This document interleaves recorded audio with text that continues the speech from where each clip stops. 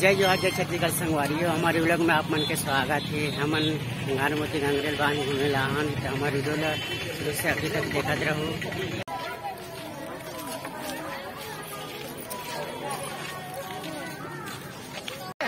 यहाँ सब हमन नारायण के नवनाथ मंदिर में दर्शन करे बर शुरू से अभी तक बने रहा हमारे वीडियो में।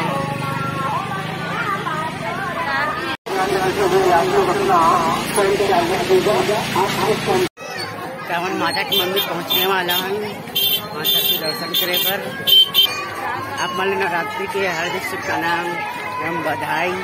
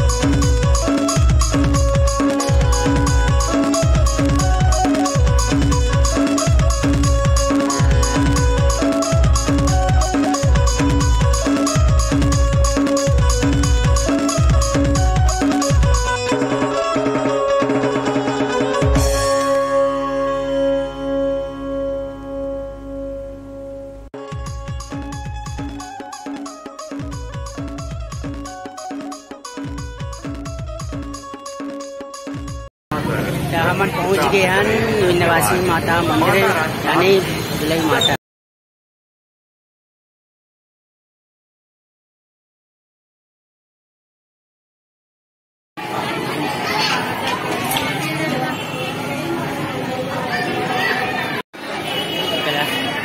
आने लाइन सज जाही बस।